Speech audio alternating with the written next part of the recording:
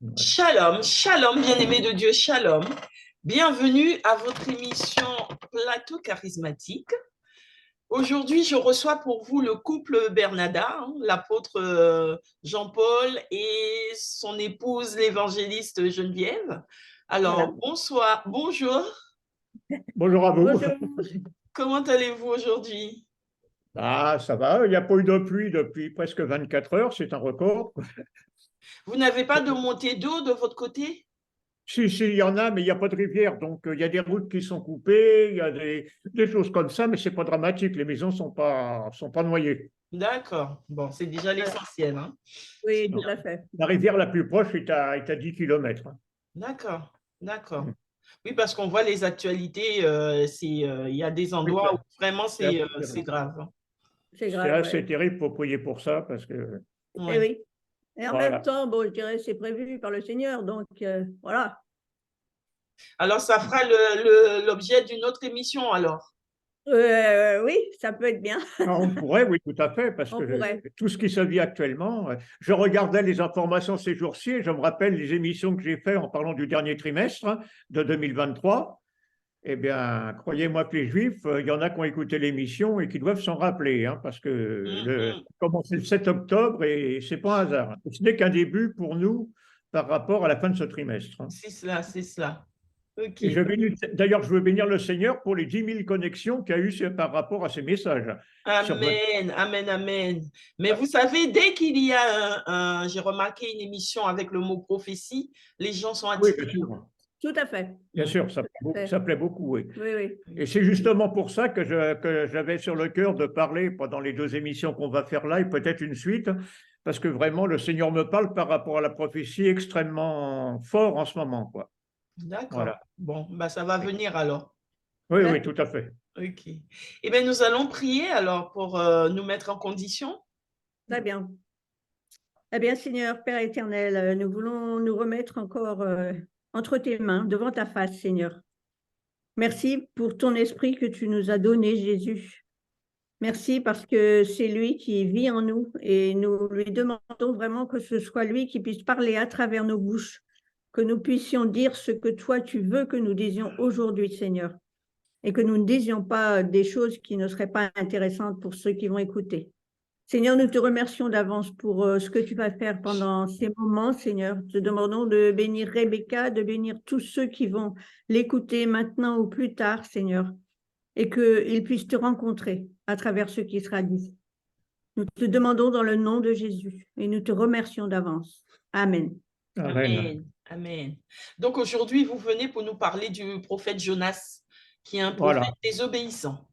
Voilà, pendant deux émissions, si Dieu le veut, quoi. À moins que le Amen. Seigneur revienne souvent, comme ça éviterait de se fatiguer plus. Amen. Amen. Voilà. Alors, je vous Oui, laisse la parole alors. d'accord. Oui, depuis quelque temps, là, depuis quelques semaines surtout, je suis énormément travaillé par ce problème de prophétie et de prophète. Là, on va parler de Jonas, mais j'aurais bien aussi aimé parler du prophète Jérémie, où on voit qu'au chapitre 14, Dieu se plaint des prophètes qui prophétisent, mais qui ne prophétisent pas en son nom, quoi. Parce que comme disait un ami un jour, si tu prophétises des bonnes choses, on t'invitera à nouveau. Si tu prophétises des choses difficiles, on te rejettera définitivement. Voilà. Et donc, il y a quelques années, j'ai passé quasiment 6 mois uniquement sur le prophète Jonas. Mm. Vraiment, je crois que toutes les églises dans lesquelles on est passé, je ne parlais que de Jonas. Et au D'accord. fur et à mesure que le temps passe, plus j'en parle, plus je découvre des choses nouvelles. Et un jour, j'ai découvert que l'évangéliste Reinhard Bonnke, là, ce grand serviteur allemand, il y a quelques années, a écrit un livre sur Jonas. Et je me souviens que quand j'ai lu ça, j'ai dit, mais c'est pas possible, il a dû prendre tous mes brouillons pour faire son livre, parce que vraiment, il y avait plein de choses qui étaient concomitantes. Voilà. Et donc, encore dernièrement, justement, j'ai repris le prophète Jonas parce que on voit que c'est un prophète, un petit peu malheureusement, comme beaucoup de prophètes de ce temps, hein, et on voit que Dieu lui parle, hein, Dieu lui dit au début, au chapitre 1, Jonas, lève-toi et va à Ninive. Et que fait Jonas? La première chose qu'il fait, il a dû réfléchir au lieu de prier, et la première chose qu'il fait, il se lève, au lieu de partir à Ninive, il s'en va à Ninive, il s'en va à Tarsis. Est-ce qu'on peut citer le passage biblique, apôtre? Pardon? Est-ce qu'on peut Chapitre citer? 1, verset 2. Chapitre 1, verset 2. Chapitre 1, Oui, verset 2. d'accord, merci. C'est tout le début du prophète Jonas. Donc Dieu lui dit, tu vas partir à Ninive, et Jonas réfléchit humainement et se dit, ça va sentir entre guillemets mauvais, je m'excuse du terme, si je vais à Ninive, donc je m'en vais à Tarsis. Il ne savait pas ce qu'il allait dire, mais il s'en va en pensant, et on va le voir dans toute la première partie du texte, en pensant, je ne sais pas pourquoi il a pensé ça, ça paraît ridicule, mais que Dieu ne serait pas à l'endroit où il allait. Parce que Dieu lui donnait rendez-vous à Ninive et que lui s'en allait ailleurs. Et il pensait que Dieu serait uniquement en train de l'attendre là-bas pour faire le travail que Dieu voulait qu'il fasse. C'est le verset 3. Voilà. Et c'est au verset 3 qu'on voit ça. Il est écrit, Jonas se leva pour s'enfuir de la face de l'Éternel. Il se dit, si je pars, je ne vais plus être quelque part sous l'autorité de l'Éternel. Donc, il s'enfuit. Il a peur de l'autorité de ce que Dieu va lui demander de dire. Voilà. Il ne s'est pas un peu mis aussi, il n'a pas un peu pris Dieu comme un homme, comme un humain. Donc, l'humain ne peut être qu'un endroit à la fois. C'est ça. Tout à fait, exactement. C'est comme ça qu'il voit Dieu. Il voit Dieu comme quelqu'un qui est limité. Et ça me fait penser justement à tout ce qui est sorcellerie au niveau sorcellerie ou au niveau magie et tout. On voit, bon, faudrait là aussi, il y a encore des enseignements à faire, mais on voit que les puissances mauvaises, les puissances sataniques ne sont jamais des puissances planétaires. Elles sont continentales. Et la seule puissance qui soit planétaire, c'est la puissance de l'Esprit de Dieu. D'accord. Et ça, c'est ce qu'il faudrait aussi arriver à expliquer aux gens, c'est quelqu'un qui est un grand sorcier dans un autre continent, en général, n'a pas de pouvoir quand il vient en Europe, et réciproquement. Mais ça, c'est encore autre chose. Donc, Jonas, il s'en va, il fuit, et il part, il prend un bateau, et on voit qu'il est intéressant, il est écrit là, dans le chapitre 3, il paye le prix du transport. Verset 3. Non, verset 3. Et verset 3, il paye le prix du transport pour partir à Tarsis. C'est-à-dire qu'il est prêt à payer, il est prêt à abandonner une partie de ce qu'il a pour ne pas avoir à obéir à l'Éternel. Et en pensant que l'Éternel va être ailleurs, tranquillement, en train de l'attendre, quoi. Bien sûr.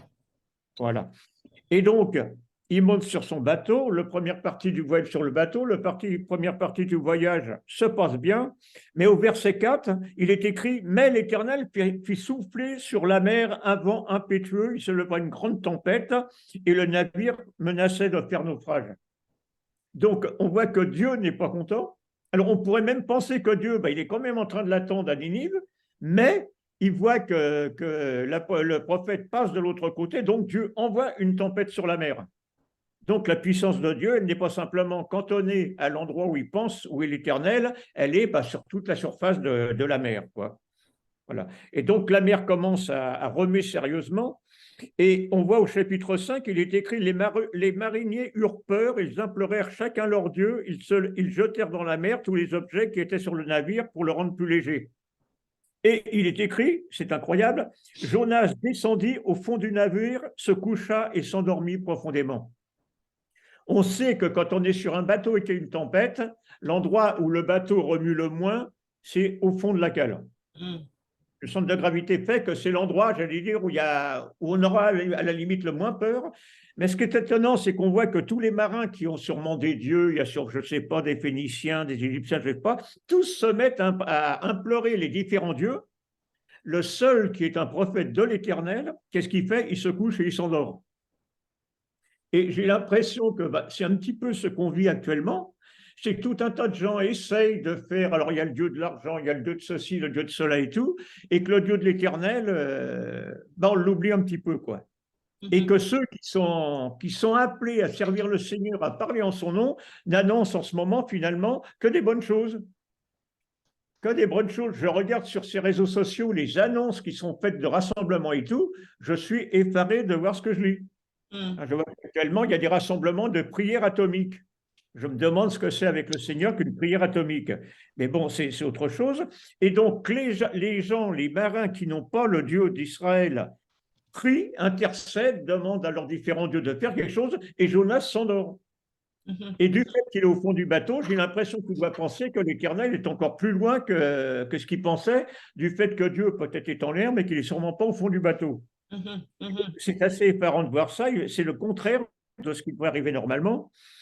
Donc il est écrit, les marins eurent peur, ils invoquèrent chacun leur Dieu, Jonas descendit au fond de la mer, se coucha, et le pilote, donc celui qui pilotait le bateau, qui tenait le gouvernail et tout, lui dit, pourquoi dors-tu? Lève-toi et invoque ton Dieu. c'est les non-croyants, les non-judaïsants, si on peut dire, qui demandent à Jonas d'implorer son Dieu, en se disant peut-être que son Dieu, il est plus fort que le nôtre. C'est le monde à l'envers, comme on pourrait dire. C'est le monde à l'envers. Comme disait un psychiatre un jour, le monde marche sur la tête. Et on voit déjà qu'à cette époque, humainement, le monde marchait aussi sur la tête.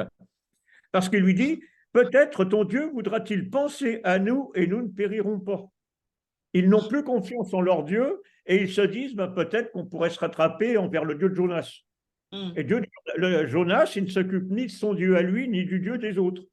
Il se cache et il dort en disant, je vais peut-être rester tranquille et peut-être que Dieu, enfin, il dit même pas que Dieu, mais il dit peut-être que je serai sauvé d'une manière ou d'une autre, mais sans penser que c'est Dieu.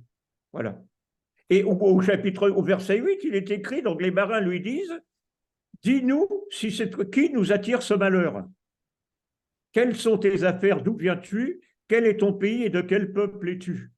Alors, ils ne savent pas que c'est un prophète de l'Éternel, mais ils se disent, peut-être que celui-là, c'est quelqu'un d'important, qui a un Dieu important, qui a un Dieu qui il se baladait à l'époque avec tout leur gris-gris, avec tout leur... je ne me rappelle plus comment on appelle. Avec tous leurs fétiches et tout. Donc, peut-être que lui, il a des fétiches plus importants que les autres parce que c'est peut-être un homme d'affaires. Ils ont tiré au sort quand même et le sort est tombé sur Jonas. Oui, après. Non, c'est avant. Après. Ah oui, d'accord, oui, au verset 7, il dit, venez, tirons au sort pour savoir qui nous apporte ce malheur. Il tire au sort et le sort tomba sur Jonas. C'est-à-dire que Dieu leur dit, le Dieu d'Israël leur dit, c'est lui qui est en train de vous mettre la panique et de mettre la tempête sur le bateau. Et donc, il lui demande quand même qui il est, c'est là, visiblement, il ressent que ça doit être quand même quelqu'un d'important, au moins au niveau spirituel. Et Jonas leur répond, je suis hébreu, je crains l'Éternel. Alors, on se demande comment il peut craindre quelque part l'Éternel, puisqu'il pense que l'Éternel n'est pas omnipotent, omniscient et omniprésent par les mêmes occasions. Et il dit, je crains l'Éternel. Alors, c'est assez étonnant d'entendre ça, parce que s'il craignait l'Éternel, il aurait dû faire le contraire de ce qu'il a fait. Donc, on voit peut-être qu'il craint l'Éternel, mais il ne connaît pas l'Éternel. Et c'est un peu parfois le cas parmi nous, c'est qu'on craint l'Éternel, on craint, mais on se dit oui, il peut faire quelque chose, mais on n'est pas sûr qu'il soit vraiment assez puissant, soit pour nous attirer les bénédictions, soit pour nous amener des problèmes. Parce que bien sûr, on nous dit toujours, Dieu ne veut pas les problèmes.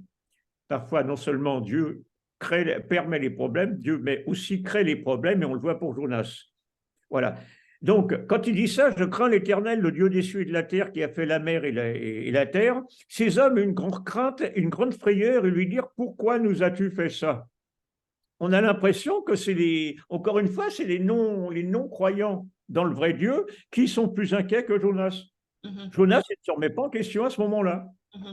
C'est moi, ceci, cela. Bon, il dit bien, faites de moi ce que vous voulez faire, mais enfin, j'ai l'impression qu'il est vraiment plus tranquille, plus dans la paix que les autres. Voilà. Parce que, pourquoi nous as-tu fait cela? Car ces hommes savaient, il avait dû leur dire qu'ils fuyaient de loin de la face de l'Éternel. Ah oui, c'est ça, parce qu'il leur avait déclaré. Il leur avait dit, je m'en vais, j'essaye d'éviter la volonté de Dieu. Alors, je suppose, je ne sais pas s'il leur a dit pourquoi exactement, mais ils voient que eux qui craignent leur Dieu à eux, ils voient que Jonas ne craint pas son Dieu à lui.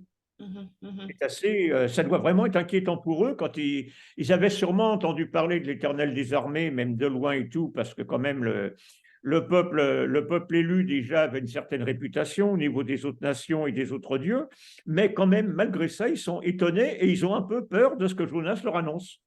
Voilà. Et au verset 11, ils lui disent, que ferons-nous pour que la mer se calme envers nous? Car la mer était de plus en plus orageuse, enfin venteuse et tout. Et c'est vrai que dans une mer fermée, comme la Méditerranée, les tempêtes sont bien plus violentes et tout que dans un océan comme l'Atlantique, par exemple.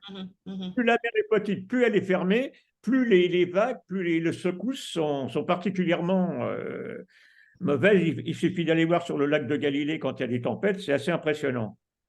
Voilà. Au verset 12, Jonas leur répond, prenez-moi, jetez-moi dans la mer, et la mer se calmera envers vous, car je sais que c'est moi qui attire sur vous cette grande tempête.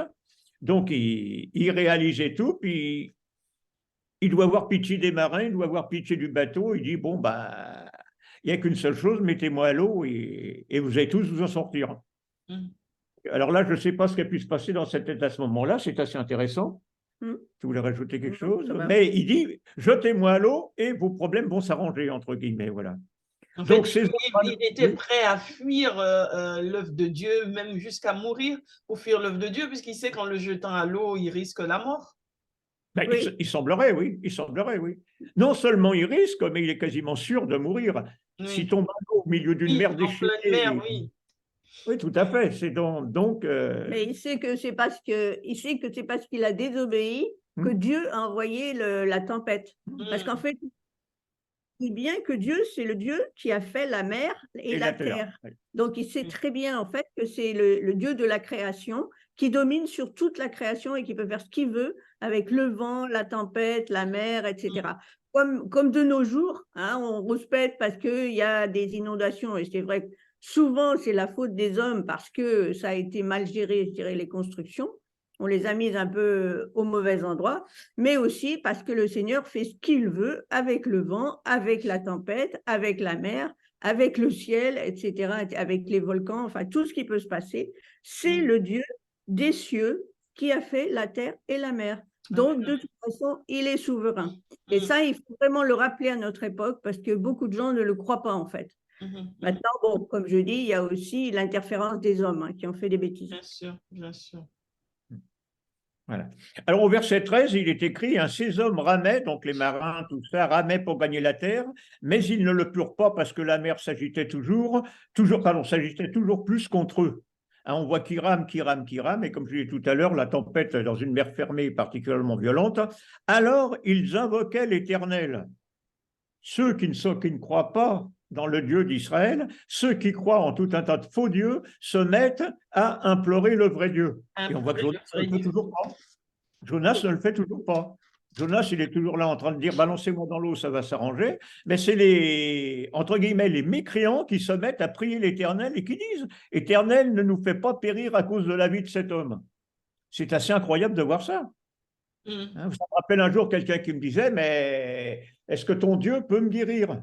Je lui demande lui, et un médecin qui m'a dit oui, moi je ne crois plus en Dieu, je crois qu'en l'homme. J'ai dit débrouillez-vous avec lui. 15 jours après, il a fait un AVC, il a fermé son cabinet. Parce qu'il a osé dire oui, je vais me débrouiller avec l'Éternel. Bon, mais malheureusement, là, il n'a pas demandé ce qu'il fallait demander. Eux, ils demandent à l'Éternel de les sauver. On dirait qu'il y a une sorte de conversion générale sur le bateau. Oui. Et ne nous fais pas donc périr à cause de la vie de cet homme. Ne nous cherche pas du sang innocent. Car toi, Éternel, tu fais ce que tu veux. Ils disent à un Dieu qu'ils ne connaissent pas, tu fais ce que tu veux. Alors qu'ils voient dans leur cas que tous leurs dieux à eux ne faisaient rien du tout. Parce que c'est vrai que c'était des idoles en bois, en pierre, en verre, enfin, je ne sais pas trop quoi, mais comme il est écrit à d'autres endroits, ils ont des yeux mais ils ne voient pas, ils ont des oreilles, ils n'entendent pas, ils ont des bouches, ils ne parlent pas. Voilà, alors ils se décident, ils prennent notre brave Jonas et ils le jettent dans la mer. Verset 15. Au verset 15, et aussitôt la mer s'apaise. Aussitôt la mer s'apaise. Là, pour la gloire de Dieu, il y a tout un tas de nouveaux convertis sur le bateau visiblement, et Jonas est dans l'eau. Et il est écrit au verset 16, ces hommes furent saisis d'une grande crainte de l'Éternel, ils offrirent des sacrifices à l'Éternel et firent des vœux. J'oserais presque dire, on voit une nouvelle église qui se crée sur le bateau, tout ça parce qu'ils ont compris ce que Jonas avait du mal à comprendre visiblement. Lui, encore une fois, était soi-disant un serviteur de Dieu. Voilà. Donc l'Éternel fit venir un grand poisson, quand même, pour engloutir Jonas, et Jonas fut dans le ventre du poisson pendant 3 jours et 3 nuits. Alors là, c'est intéressant parce que dans Matthieu, on voit que Jésus dit, quand les scribes, les pharisiens lui demandent de faire un miracle devant eux là, pour croire en quelque chose, Jésus leur dit, vous n'aurez pas d'autre signe que le prophète le signe que le signe du prophète Jonas. Hein. Et il est écrit, je recherche le texte dans Matthieu, oui, car de même Jonas fut 3 jours et 3 nuits dans le ventre d'un grand poisson, de même le Fils de l'homme sera 3 jours et 3 nuits dans le sein de la terre. Et j'entends beaucoup de personnes, justement, beaucoup de serviteurs de Dieu qui disent que la disparition de Jonas dans le ventre du poisson, c'est la préfiguration de la mort de Jésus. Et moi, j'ai un petit problème par rapport à ça, c'est que Jésus est mort et ressuscité parce qu'il a accepté de le faire, parce qu'il a voulu obéir à l'Éternel. Tandis que Jonas, lui, s'il est parti dans le ventre du poisson, c'est parce qu'il voulait désobéir à l'Éternel. Donc, je prends comment assez difficilement l'esprit de dire que Jonas, qui a refusé d'obéir à Dieu, c'était la préfiguration de Jésus qui, lui, allait obéir à Dieu. C'est simplement la préfiguration dans le sens des 3 jours. Dans le temps des 3 jours. C'est le symbolisme des 3 jours que Matthieu a voulu mettre sur Jésus, voilà. En fait. C'est en ça qu'il est... Et je pense que c'est assez mal... 3 jours et 3 nuits. Assez mal compris, ce genre de choses, 3 jours et 3 nuits. Et d'ailleurs, quand on calcule, on voit que Jésus, c'est pas 3 jours et 3 nuits non plus, entre parenthèses, au niveau des horaires et tout. Enfin, c'est pas grave, voilà. Donc, il est dans le poisson. Et alors, bon, moi, j'ai jamais été dans le ventre d'un poisson ou quoi que ce soit, mais je pense que dans le ventre d'un poisson, il ne doit pas y avoir beaucoup de lumière.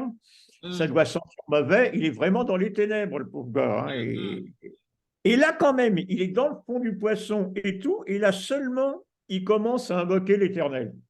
Seulement à ce moment-là, après tout ce qu'il a vécu, parce que là, on en parle pendant un quart d'heure, 20 minutes, ça n'a pas dû durer un quart d'heure, 20 minutes, ça a dû durer un certain nombre d'heures, voilà. Et il dit, dans ma détresse, j'ai invoqué l'Éternel et il m'a exaucé du séjour des morts, j'ai crié et il a entendu ma voix. Tu m'as jeté dans l'abîme, dans le cœur de la mer et les courants m'ont environné. Toutes les vagues sont passées sur moi et tes flots sont passés sur moi. Je disais, je suis chassé loin de ton regard, mais je verrai encore ton Saint-Temple. Là, il commence à prophétiser qu'il va s'en sortir. Il commence à dire, j'ai invoqué l'Éternel et il m'a exaucé. Moi, je trouve alors, je n'ai pas eu le temps de regarder le texte grec, mais je me demande s'il a vraiment dit j'ai invoqué l'Éternel ou s'il a dit j'invoque l'Éternel maintenant et il m'exauce. Je verrais ça plutôt au présent. Moi, c'est vrai que dans ces temps-là, il n'y avait pas. C'est-à-dire, il cite la parole de Dieu qu'il connaît un peu. Voilà, il cite la parole de Dieu par d'autres choses, mais en même temps, il la met aussi à son cas personnel, là, de manière prophétique. Ce qui est bien, voilà. Ce qui est une bonne chose et qu'on devrait beaucoup plus faire, en fait, prier simplement avec les mots de la parole de Dieu et pas uniquement avec nos désirs, nos intentions. Si on prie avec la parole de Dieu, ça a beaucoup plus de force, en fait. C'est ça. Mais en même temps, quand on regarde le comportement de Jonas, on voit quand même que c'est la démarche de l'être humain, hein, à savoir que l'être humain attend toujours d'être dans les difficultés, dans les problèmes pour se retourner vers son Dieu. C'est vrai. C'est tout à fait vrai. Oui. Et le pire que l'être humain, on peut dire à la limite, bon, d'une certaine manière que ça pourrait se comprendre, mais c'est le problème des chrétiens souvent. Oui. C'est le problème des chrétiens. Oh, je crois au Seigneur, je crois en Dieu et tout, mais je fais ce que je veux et soit le Seigneur me protégera si je me trompe, soit il me bénira si je me trompe pas et si j'ai raison ou quoi que ce soit, mais après tout, je fonce et je verrai bien, quoi. C'est le problème. Surtout quand il a envie d'éviter d'avoir des problèmes avec les autres humains ou quoi que ce soit. Hein. Donc, comme ça, il dit de toute façon, ou le Seigneur me protégera, ou il me bénira et il m'aidera à continuer. Donc, c'est le problème du chrétien. Voilà. Alors, il dit, les eaux m'ont couverte jusqu'à m'ôter la vie, l'abîme m'a enveloppé, les roseaux ont entouré ma tête, je suis descendu jusqu'au racine de la montagne, etc., etc. Les barres de terre m'enfermaient pour toujours. Bon, enfin bref, il raconte tout un tas de choses. Il en plus même pas mal de choses et tout. On dit le verset. À partir du verset 6 jusqu'à 7, 8, 9, etc., etc. Alors, ce qui est intéressant, c'est que dans le milieu du verset 8 et début du verset 9, il dit « Quand mon âme était abattue au-devant de moi, je me suis souvenu de l'Éternel, ma prière est parvenue jusqu'à toi dans ton Saint-Temple.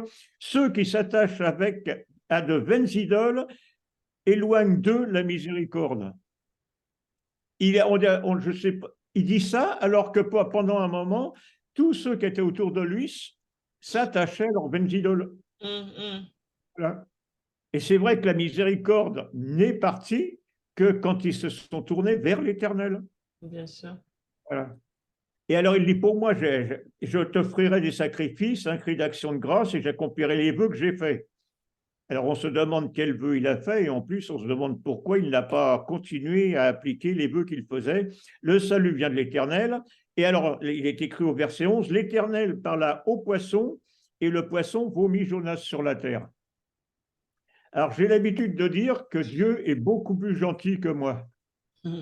Moi, si j'avais été Dieu, je n'aurais pas dit au poisson de lâcher Jonas sur la terre. Je lui aurais dit, lâche-le à quelques kilomètres de la terre. Comme ça, le temps qu'il arrive en nageant jusqu'à la terre, ça lui donna le temps de réfléchir et de se repentir un peu plus. Dieu est vraiment bon. Dieu lui évite même ce genre de problème. Dieu envoie le poisson au bord de la mer pour déposer Jonas. Et justement, il dit, le salut appartient à l'Éternel. Il reconnaît bien qu'en fait, si on veut être sauvé, il n'y a que Dieu qui peut nous sauver. En fait, personne d'autre ne peut nous sauver. Amen. Donc, il le reconnaît. Et à partir du moment où il reconnaît que Dieu peut tout faire, à ce moment-là, eh bien, on dit qu'il a été rejeté donc, sur la terre ferme. C'est-à-dire, son salut humain, sa vie humaine, a été préservée à partir du moment où il sait que sa vie dépend entièrement de Dieu et qu'il le dit, en fait. Et pour nous, comment on peut comparer cette désobéissance de Jonas dans notre monde d'aujourd'hui?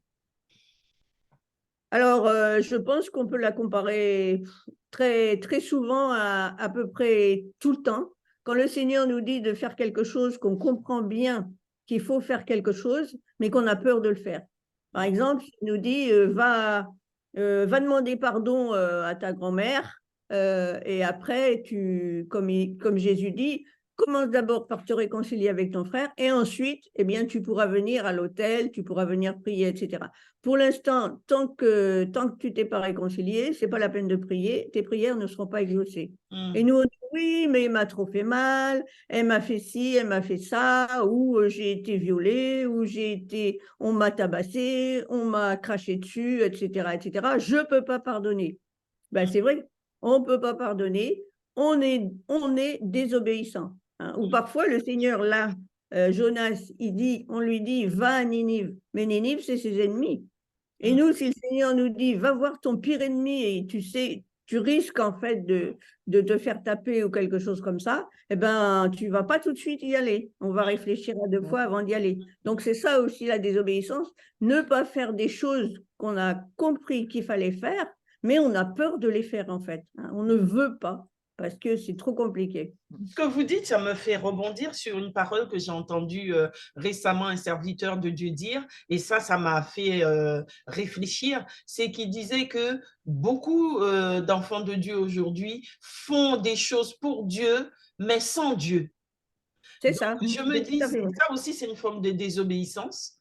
Oui, bien sûr, oui. C'est-à-dire, c'est faire sa propre volonté en pensant que ce qu'on pense, c'est ce que Dieu pense, mais souvent, eh bien, Dieu, il pense autrement que nous. Il dit, mes pensées ne sont pas vos pensées. Et donc, c'est pas la peine de passer du temps à faire des choses pour Dieu, mais il faut faire des choses de Dieu, comme dit souvent Jean-Paul. C'est ça. Je fais souvent des séries d'enseignements en disant il y a trois manières de faire des choses entre guillemets chrétiennes. La première, c'est de faire des choses pour Dieu, mais qui n'intéressent pas Dieu. Je me rappelle d'un serviteur de Dieu très connu, plusieurs dizaines d'années de ministère, et qui un jour a fait le bilan de sa vie devant Dieu. Il a dit, Seigneur, j'ai fait ça, j'ai fait ça, j'ai fait ça, comme si Dieu ne l'avait pas vu. Et à un moment, il avait dit tout ce qu'il avait fait, il a pris du silence, il a entendu la voix de Dieu qui lui a dit, est-ce que je t'avais demandé tout ça? Est-ce que je t'avais demandé tout ça? Donc, on peut faire des choses pour Dieu. Pas mauvaise. Par exemple, de l'évangélisation pour Dieu, mais n'importe comment et tout, c'est pas opposé à Dieu, donc le Seigneur nous laisse faire. Mais souvent, on finit par galérer ou faire de l'activisme. On peut faire des choses de Dieu, qui sont donc ce que Dieu nous demande. Donc, dans ce cas-là, il va ouvrir toutes les portes et ça va être, entre guillemets, plus facile, même s'il y a des combats. Et la troisième chose, c'est qu'on peut faire des choses pour sa gloire personnelle. Quand on voit tous les titres qu'ont les serviteurs de Dieu actuellement qui circulent, enfin que beaucoup ont, c'est absolument effarant, quoi. Il faut une chambre entière pour tapisser avec les titres honorifiques, les titres de ceci, de ce machin et tout. Donc, c'est vrai que l'homme cherche plutôt... le serviteur de Dieu, la servante de Dieu, souvent cherche un peu trop à paraître, à être, que à faire ce que Dieu veut. Donc, c'est un très grave problème. Et donc, ça nous amène systématiquement à des galères. On a vu des serviteurs de Dieu qui sont partis, je me souviens d'un couple d'amis là et tout, qu'ils sont partis, ils avaient une grande ferme et tout, des étrangers très riches et tout. Ils ont eu l'idée que Dieu leur disait vendez tout, achetez un 4x4 et partez avec vos enfants évangéliser en Afrique. Ils l'ont fait. Quelques semaines après, leur premier gamin mourait. D'accord. Au bout d'un moment, ils sont revenus en Europe. Ils avaient tout perdu, ils sont partis complètement à zéro. Et le Seigneur n'avait rien fait au travers d'eux pendant… Mais on verra ça aussi la prochaine fois, c'est que là aussi, Dieu dit à Jonas, va à Ninive. Bon, d'abord, ce qu'on peut remarquer, c'est que Dieu n'a pas dit à Jonas, va à Ninive aujourd'hui. Il ne lui a pas dit quel jour il devait aller à Ninive. Il n'a pas dit quel mois, il n'a pas dit quelle année. D'accord. Et on verra que là, Jonas, on verra que, et c'est le problème qu'on a beaucoup parfois quand on prophétise, c'est qu'on prophétise des choses, mais on ne s'occupe pas de la date de la prophétie ou de la durée de la prophétie. Il y a des prophètes qui annonçaient, le prophète Ésaïe a annoncé Jésus sans l'annoncer vraiment, mais Jésus n'est pas arrivé le lendemain. Il est arrivé il y a pas mal de siècles après. Le Messie est arrivé après. Donc, et encore certains ne pensent pas que c'est lui. Mais ce que je veux dire, c'est que là aussi, Dieu n'a jamais dit à Jonas, pars maintenant à Ninive. Pars maintenant à Ninive. Ça, on verra ça dans la deuxième partie. Donc, encore une fois, quand on veut servir le Seigneur et tout, soyons précis aussi dans la prière. Soyons précis dans la prière en demandant à Dieu, en écoutant Dieu nous parler. Ça, c'est le problème. Et alors, soit on veut partir et comme un fou parce qu'on dit ça y est, la gloire va arriver, soit on fait comme Jonas, on part dans l'autre sens et on se cache parce qu'on dit les ennuis vont arriver. Mais si on part quand on reçoit ce que Dieu nous demande de faire, à la date qu'il nous demande de faire, avec qui il nous demande de le faire, même si on va avoir la tempête va souffler, Dieu vous bénisse, la tempête va souffler, mais elle ne va pas casser notre navire. Amen, amen. Bien, il y a quelques années, il y a pas mal d'années, on était sur l'île de Malte. Et sur l'île de Malte, quand on lit le livre des Actes, on voit que l'apôtre Paul dit que le bateau s'est cassé à un certain endroit, il décrit la bande de terre, etc. Et nous nous sommes retrouvés dans un hôtel à l'endroit exact devant lequel l'endroit de l'apôtre Paul s'était brisé. D'accord. Donc on voit que, en plus que la Bible est vivante et que c'est pas du mensonge, parce que oui, c'est dans acte 28, oui. Acte 28, Paul, là aussi. Mais là aussi, il faudra en parler parce que c'est intéressant de voir aussi comment Paul est appelé à évangéliser. Il est appelé à partir à Rome, d'après lui, et finalement, c'est à Malte qu'il a presque une de ses plus grandes parties de ministère. Puisqu'on voit qu'il est attaqué par un serpent, etc. Mais qu'il n'est pas. D'abord, il n'en meurt pas. Et en plus, tous les malades de l'île de Malte sont guéris à partir de lui. Donc, il n'était pas fort. Oui. Oui, j'allais dire, apôtre, qu'on arrive donc à la fin de notre émission. Je vais vous demander, alors je vous laisse la question quand même pour la prochaine fois, je voulais vous poser cette question sur les conséquences de cette désobéissance. Mais je pense que vous allez en parler la prochaine fois. Oui. Oui, la prochaine fois, donc, puisque là, on avait mis le thème, c'était Jonas ou le prophète désobéissant. Donc, la prochaine fois, on parlera de Jonas ou le prophète obéissant. D'accord. Mais on verra justement que même en ayant obéissant, il y a beaucoup de choses, en ayant obéi, il y a encore beaucoup de choses qu'il n'a pas compris. D'accord. Et même justement, même en étant obéissant, on a quand même les conséquences de nos actes précédents. C'est-à-dire, on a les conséquences de notre désobéissance aussi. Exactement. Voilà. Mais il y a une chose, je voulais très rapidement et tout, que vous disiez tout à l'heure par rapport au problème qu'on a, cela, par rapport à… Je pense à une étude scientifique qui a été faite par les instituts comme Gustave Roussy pour le cancer, pour ces choses-là. Bon, il est prouvé maintenant que 70% des cancers ont des racines de manque de pardon. Donc, on a encore une personne qui est venue nous visiter ces temps-ci qui avait des problèmes. Et bien, pareil, cancer et tout, et puis dans un état quand même assez pitoyable. Et en remontant, cette personne avait des pardons à donner. Ça, je voulais le dire, je voulais le rappeler parce que ça a été dit tout à l'heure, ça a été très courtement exposé. Tous ces problèmes de santé, tous ces problèmes et tout ça sont faits parce qu'on ne fait pas, comme Jonas, on ne fait pas ce que Dieu a demandé au départ. C'est ça. Tu dois pardonner, tu dois te réconcilier et tout. Et on pourrait voir médicalement pourquoi les cancers se développent. J'oserais presque dire, c'est presque un peu trop facile à comprendre le système de développement. Enfin, c'est autre chose, ce sera encore pour une prochaine fois. Ok, voilà. Écoutez, je vais vous demander de prier pour nos téléspectateurs, si vous pouvez conclure et ensuite enchaîner sur une prière pour nos téléspectateurs. Il nous reste 4 minutes. Oui, après je prie. Oui. Voilà, donc simplement, Bon, on va prier tout de suite. Bon, voilà. On va conclure en priant. Alors là, enfin, pour les gens qui veulent regarder dans la parole de Dieu, on a lu le chapitre 1 et le chapitre 2. Et la prochaine fois, on verra le chapitre 3. OK? Voilà. Eh bien, Seigneur, nous voulons vraiment te remercier pour ce que tu as fait pour Jonas, Seigneur. Et nous savons que tu fais la même chose pour nous qui croyons en toi, Seigneur. Nous te faisons totalement confiance parce que nous savons que c'est toi qui as fait les cieux, la terre, la mer et toute la création, Seigneur. Que c'est toi qui nous as créés aussi et qui nous a placés dans les endroits où nous sommes. Seigneur, nous te remercions parce que si nous nous tournons vers toi, si nous nous convertissons comme ces hommes l'ont fait dans le bateau, Seigneur, nous savons que nous serons sauvés. Nous savons que tu vas nous aider à sortir des problèmes. Tu n'empêcheras pas qu'il y ait des obstacles, Seigneur, mais nous savons que tu vas nous aider à les surmonter, que tu vas nous donner aussi des frères, des sœurs qui vont pouvoir nous aider pendant des moments difficiles. Merci, Seigneur, pour ces épreuves desquelles tu nous as fait sortir déjà pendant X fois. Seigneur, je veux vraiment te confier ceux qui écoutent maintenant et qui peut-être sont dans les problèmes, peut-être qu'ils se sont rendus compte aussi qu'ils ont désobéi à Dieu, qu'ils n'ont pas fait la volonté de Dieu. Seigneur, je te demande vraiment qu'ils puissent se repentir et demander au Seigneur ce qu'il faut faire maintenant, qu'ils arrêtent d'avancer selon la pensée humaine, mais qu'ils puissent recevoir ta pensée par le Saint-Esprit. Je te le demande dans le nom de Jésus.